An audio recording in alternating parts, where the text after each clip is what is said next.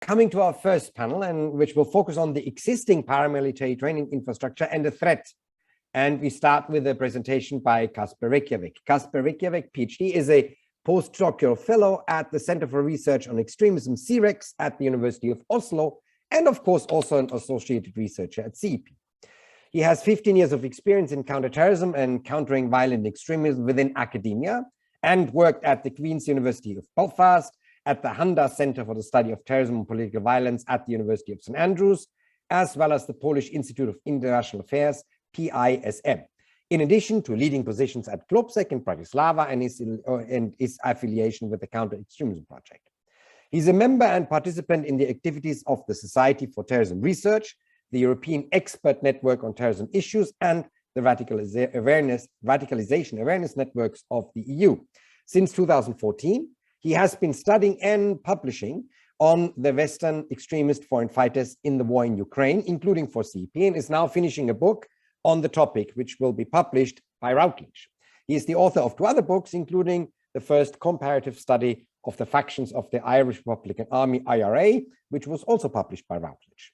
Finally, Kasper is a reviewer for Terrorism and Political Violence, as you all know, the field's preeminent academic journal. Kasper, it's great to have you back with us again today, and I'm very much looking forward to your presentation. And of course, the screen is all yours. Thank you, Hans. Thank you for having me. Thank you to CEP and the German Federal Foreign Office. And very good afternoon or morning to you, depending on who you are.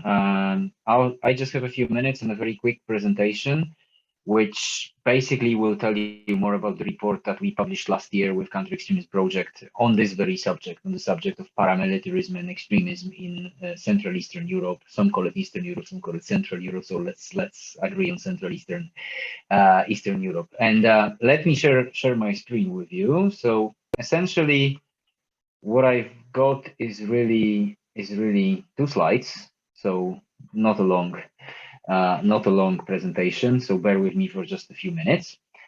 Essentially, looks can be deceiving. Extremism means paramilitarism in Central and Eastern Europe. That was the title of the report published by the CEP this year, essentially, this late spring, where we decided to take a look into 5 Central Eastern European countries and their paramilitary scenes and the extremist scenes and the scale and the degree to which they overlap. And I briefly talk you through it, and I'll hand over to the other great speakers. Very happy to have you as well on the panel with me, who will be more specific on certain case studies. So essentially, I have literally 5 points, and through 3 of these, I'll go pretty quickly. I'll stop and maybe spend a bit more time on the fourth and the 5th point.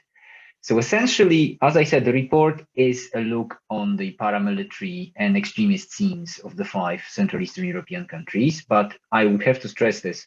These are non-state paramilitaries that we're looking at, because there do exist state-owned paramilitaries in the region, but maybe that will be a surprise to some of our guests today.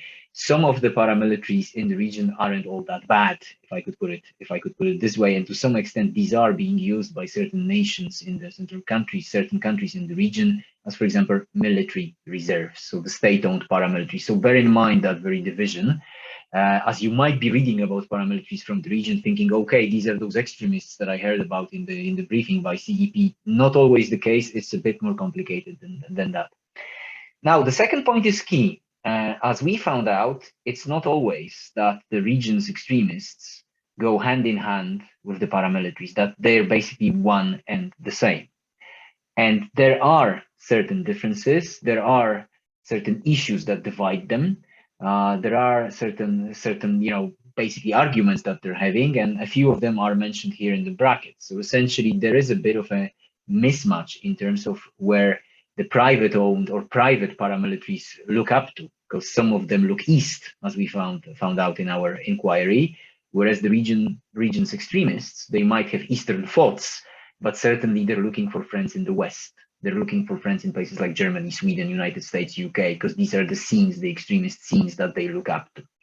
Then obviously there is a big division in terms of, there are people in paramilitary organizations who will be calling themselves patriots, but then there is the issue of who is a patriot and who is pro-state and who is anti-state. Some of the paramilitaries would be saying, the private ones as well, that at the end of the day, they are pro-state, Whereas some of the extremists of the region, they would be saying, no, no, not really. We are anti-systemic. We want to overturn the 30 years of post-1989 reality of the region. And it really it needs a dramatic change, like a dramatic kick, I would say, with a leather extremist boot, I would say, old style. Then obviously there is the issue. We're looking at militant organizations. The extremists of the region, they would claim they're militants, but are they really? That's another issue. And then there are paramilitary organizations which are saying, well, we're not really militant. We're not interested in this kind of, street thuggery. We're interested in something completely different. So they do not always go hand in hand. It's ideological. The divisions are ideological. The divisions are practical.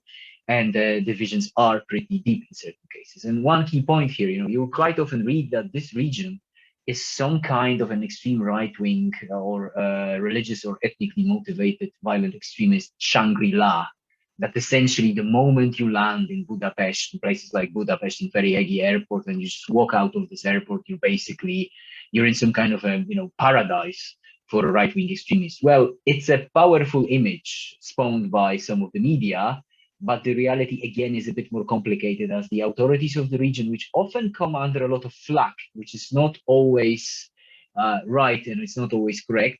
These authorities, they do have a history of actually having a rather, hate, not a love-hate, but a hate type of a relationship with the region's extremists and paramilitaries, the private ones. But state-owned paramilitaries are a completely different ballgame, so I really put that on the table.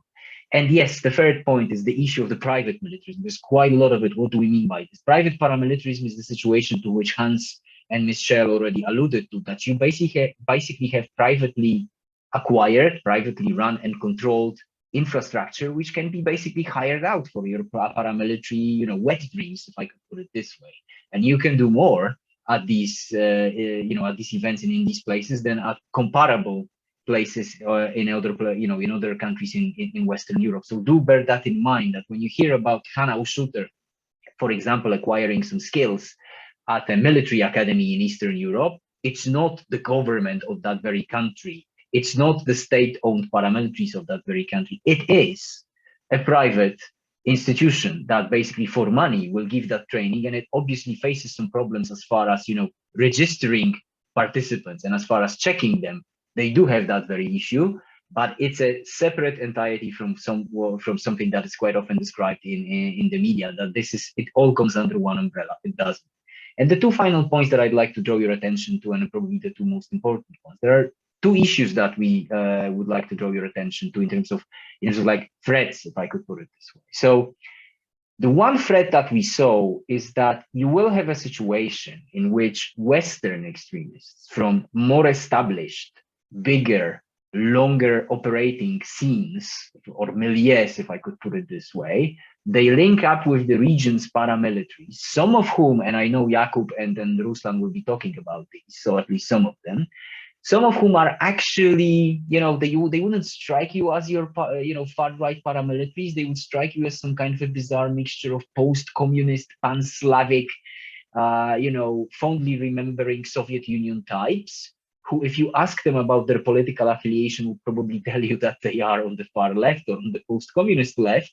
Whereas in reality, if you scrutinize and dig deeper and see their thoughts, they are anti-LGBT, they are anti-feminist, they are anti-US, they are anti-EU, and some of them have guns, and some of them train with those guns. So, that scenario, which thanks to the actions of the Czech government became just a bit less likely, and you will hear about that in the second panel, that was something that we flagged up, that you had these kind of, left-wing paramilitaries, if I could put it this way, linking up with the extremists coming from the West, looking for such connections, looking for training, looking for basically know-how, and meeting together. Then the second issue that we flagged up and we would like to draw your attention to is the fact that there is quite a lot of paramilitary infrastructure, again, privately owned in Ukraine, and Ukraine has a certain rep around this, that essentially it's unfairly seen as a place that fosters this kind of cooperation, where it doesn't.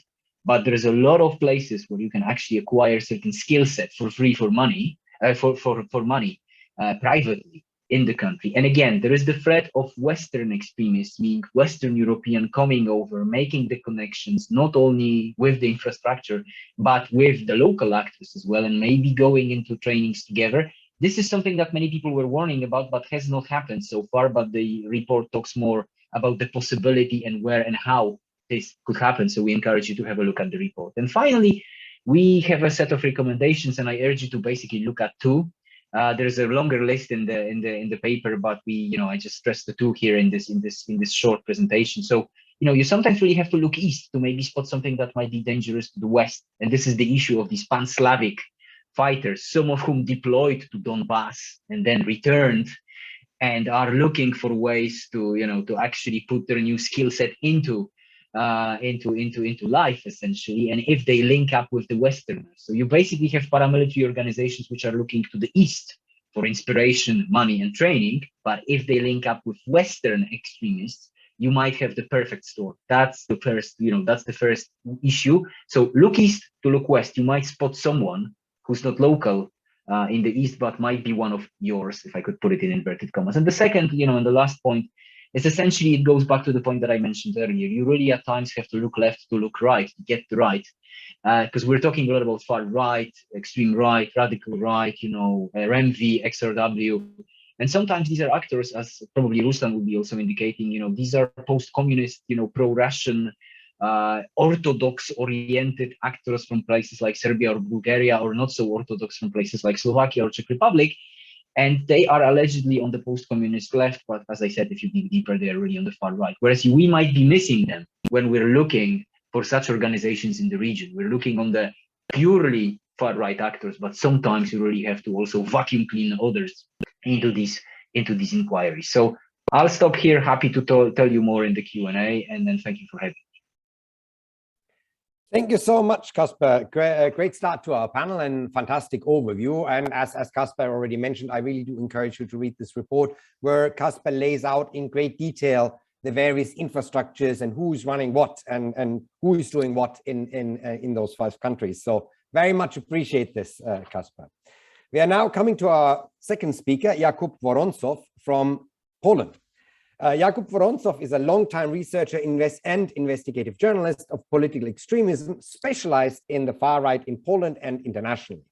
He is an associate of the Institute for Social Safety, IBS, in Poland, and currently has a focus on the activities of violent right-wing extremist training activities in Poland and abroad. Mr. Woronzow, thank you so much that you're with us today, and the screen is all yours. I'm very much looking forward to your remarks. Good afternoon. Thank you for invitation. First of all, I would like to spot the light on the question whether the training infrastructure for foreign extremists exists in Poland or not. The picture shown in the press makes it rather pessimistic. We can read many articles about paramilitary groups or even supremacists having military training in Poland.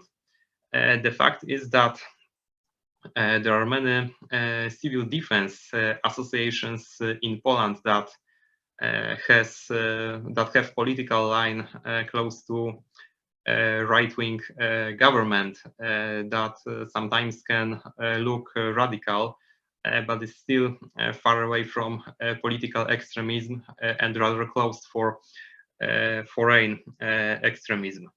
Another case are so-called weekend soldiers, the territorial defense army that were created by controversial defense minister Antoni Macierewicz, who was known of his radical political message and spreading conspiracy theories. Fortunately, this initiative was not dominated by any kind of political radicals, but still we cannot say that there is no threat here. And I would like to ask for picture number 2. These pictures show people who are responsible for putting a fire in Ushhorod in 2018. Those people were involved in a national radical organization called Falanga. On the left picture, we can see 3 members of this organization with Russian fighters in Donbass. They were recruited from Strzelec Association. It's a civil defense association for youth that has a long history and a long tradition similar to Scout movement. The organization is completely controlled by the state. It is apolitical, but one or two people who were involved in Strzelec and were high-ranked people in Krakow were able to use it as a tool to recruit people to a fascist organization. And the bomb and graffiti were put on Strzelec training place after their activity was revealed, and they were forced to leave Strzelec.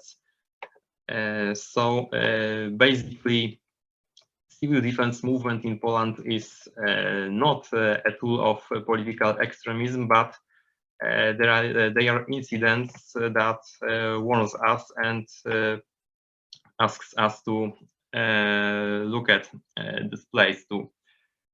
I would like to ask for picture number 3. Members of the biggest far-right organizations were never involved in any military activity in Ukraine or anywhere. But this case from 2015 shows that at last 2 professional soldiers took part in training with members of these organizations.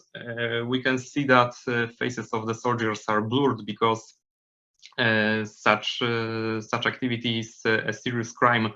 In Poland, soldiers cannot even belong to any political organization, even from the political mainstream. But the most important thing is that we cannot see any weapon, and we do not have any information about Polish extremists having military training in Poland. We know that in 2012, a group of Polish far-right activists went to Russia for military training, and that one of these persons went to East Ukraine to fight on the side of the separatists. We do know that members of this organization went to Slovakia in 2017, and we know about at last 2 individuals who had military training in Russia with Russian imperial movement in 2016. But we do not know anything about groups having military trainings in Poland. They can use the shooting range that legally exists, but access to weapons is very limited here. But there is the fact that extremists from abroad were coming to Poland for military trainings, and the most infamous case is shown on picture number 4.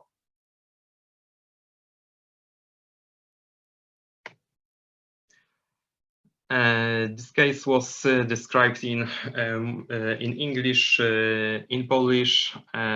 Soldiers of Azov regiment came to Poland for a military training, but not with Polish militaries, and not even with civil defense or any kind of state paramilitary organization. They visited a private company from Poland that has offices in different countries in the world and organizes military trainings for special forces, big security companies. And they organized also a military program for Ukrainian soldiers who were members of violent far-right organizations, including National Corps, National Militia, and those who we can see on the picture, Tradition and Order.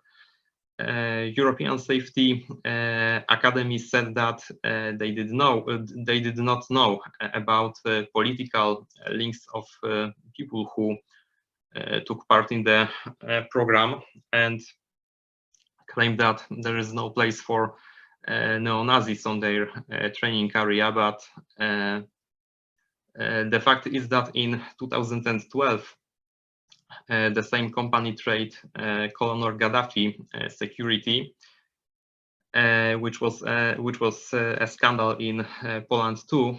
And we also know that recently, at last, one individual was trained by this company, received dynamic pistol training course, and this was a local individual, local person, organized neo-Nazi with international, both political and criminal connections. And it was not a problem for him to access weapon on their area. If I could ask for picture number 5.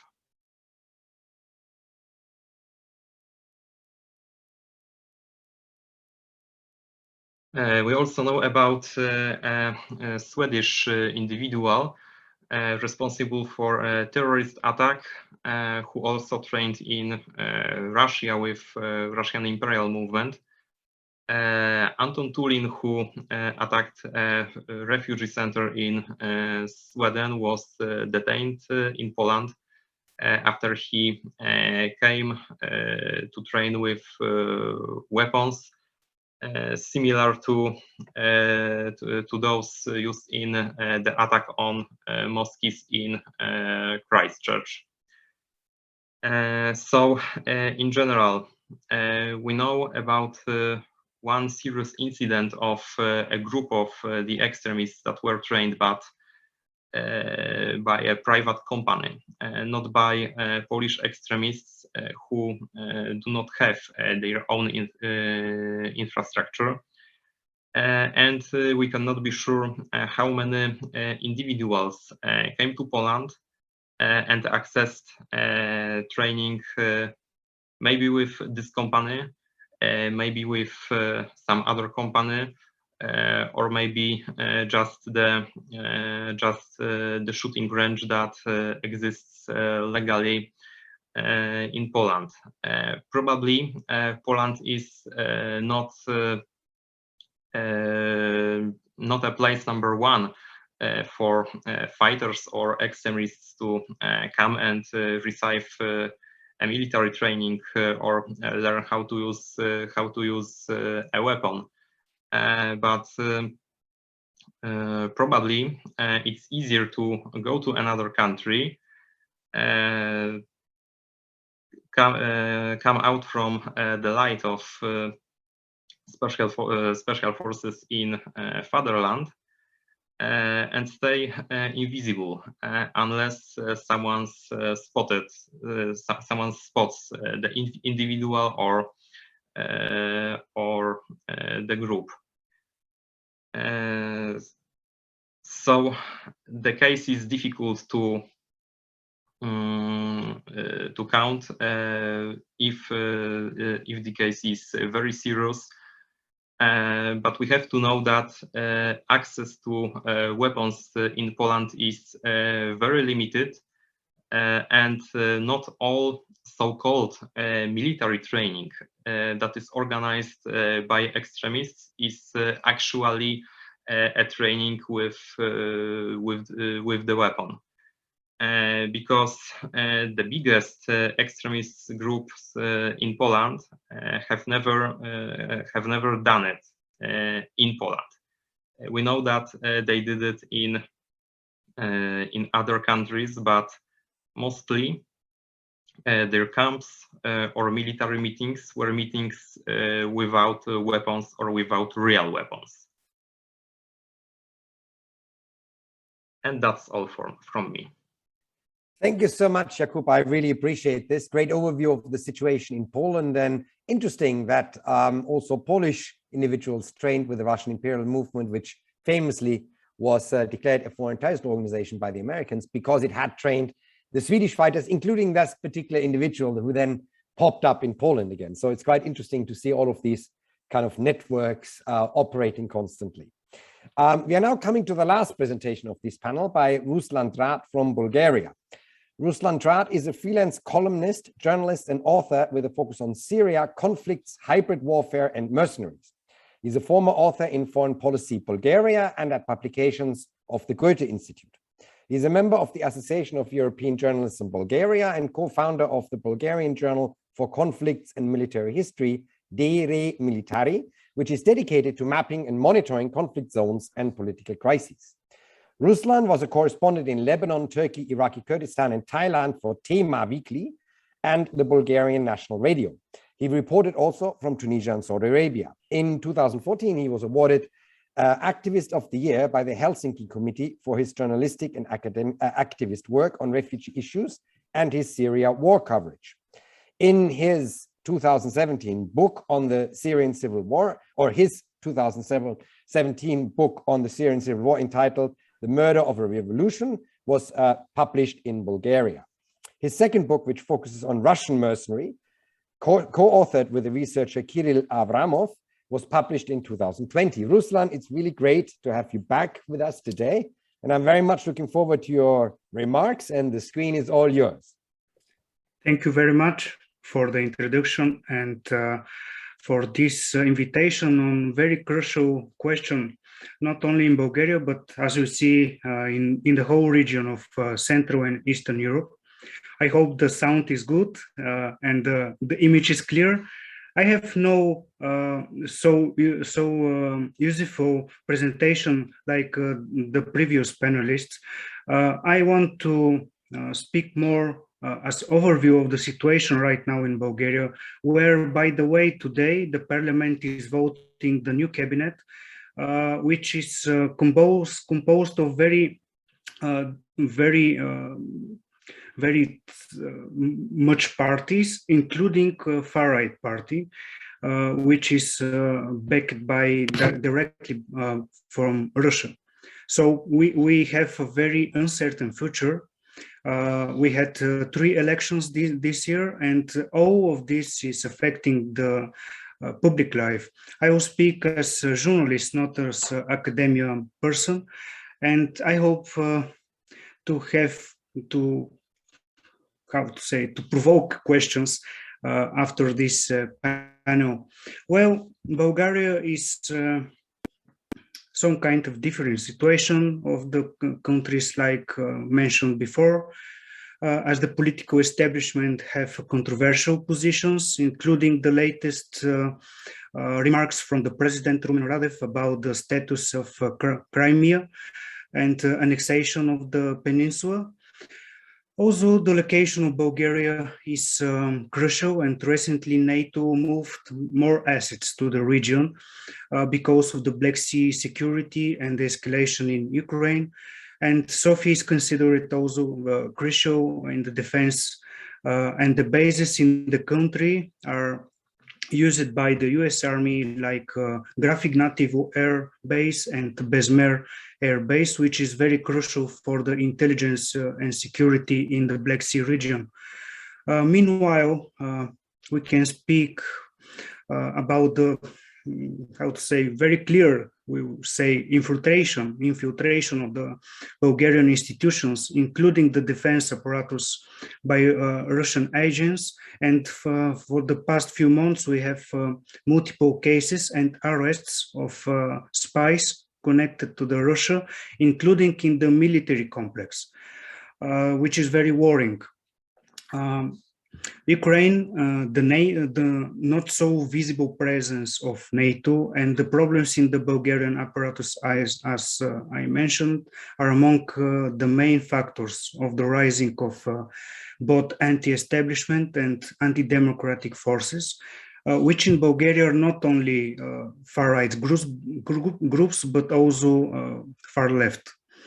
As Kasper mentioned before, in Bulgaria, this line is not so visible, is blurred, not of ideological role, but sentiments to Russia or anti-sentiments to NATO and European Union. Let's return to the events in which evolution is important for the current situation.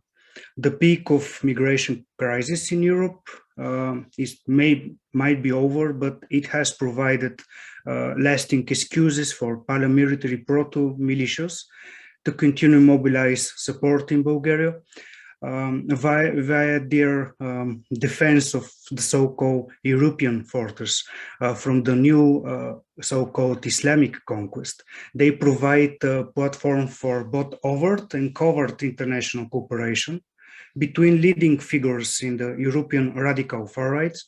We speak about extreme far-right, not just political parties from the right sector, but radical extreme far-right, and local volunteers who seek to acquire specialized training from Russian ex-special ops instructors.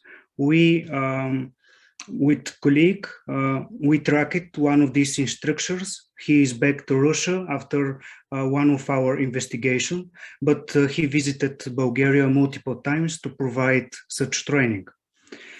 These groups have performed so-called civic arrests of migrants independently of the Bulgarian authorities and security forces.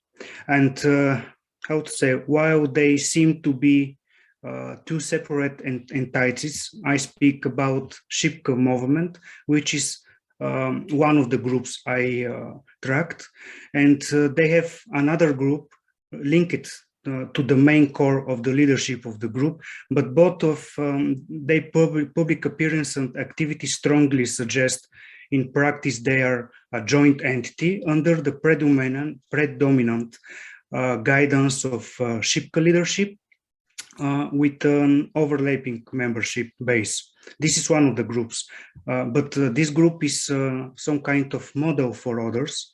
They mimicking surveillism from the United States, because I saw one of the questions in the QA.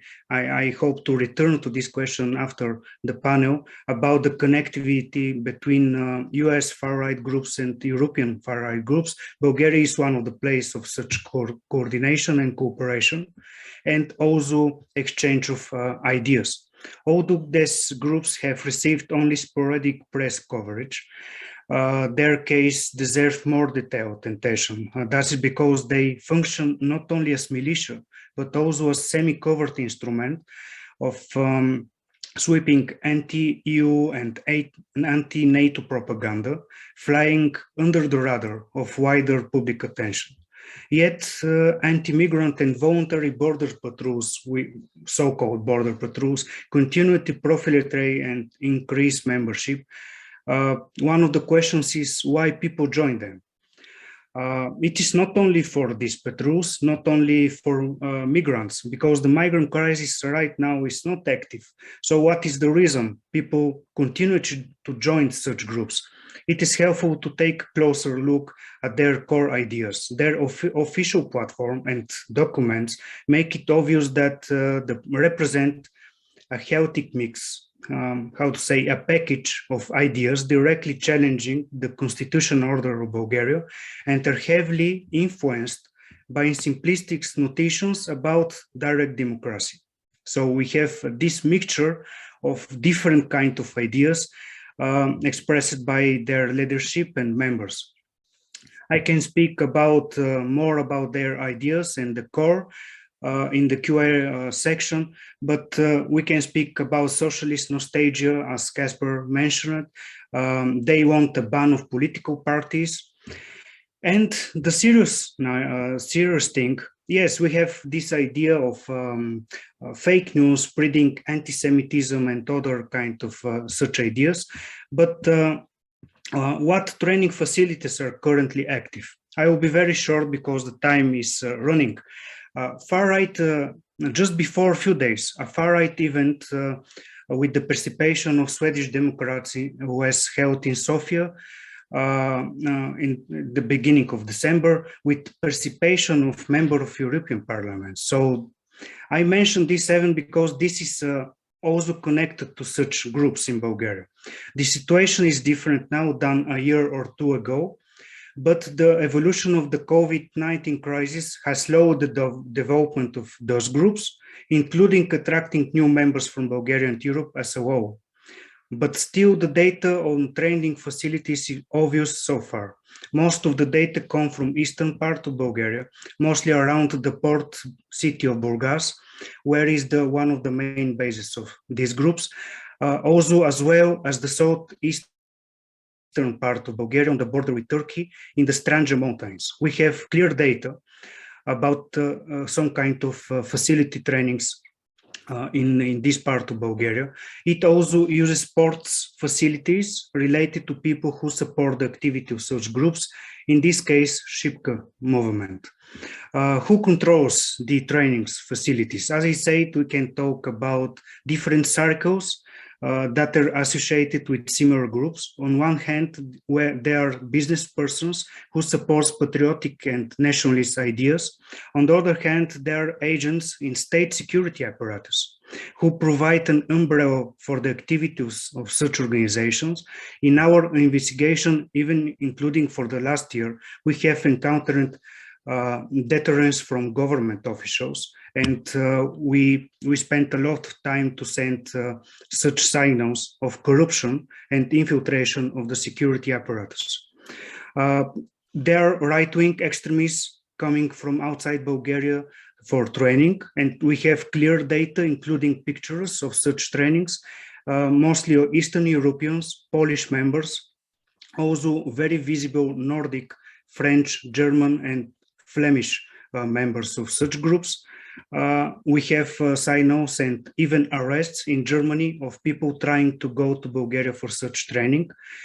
They are using not airsoft weapons.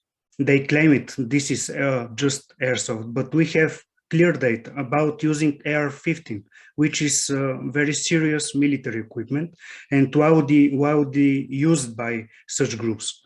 Also, they are training in martial arts, including from Russian instructors. I mentioned one of them, Igor Zorin. Igor Zorin is also popular for Casper, for example, because he's linked to the Russian government.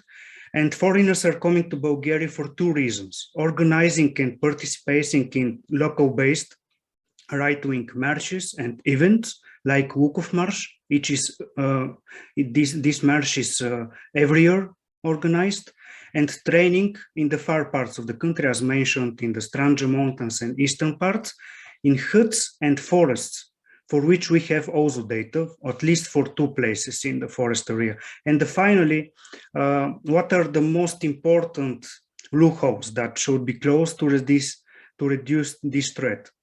I'm not a lawyer, but unfortunately, the Bulgarian state does not take such groups directly and seriously. Although they violate the constitution order with actions and the presence of training camps, and these groups have not been held accountable till today. On the contrary, they even have political representation ideologically. The Возрождение Party or Revival Party, which reportedly has members with combat experience in Donbass, entered parliament this September.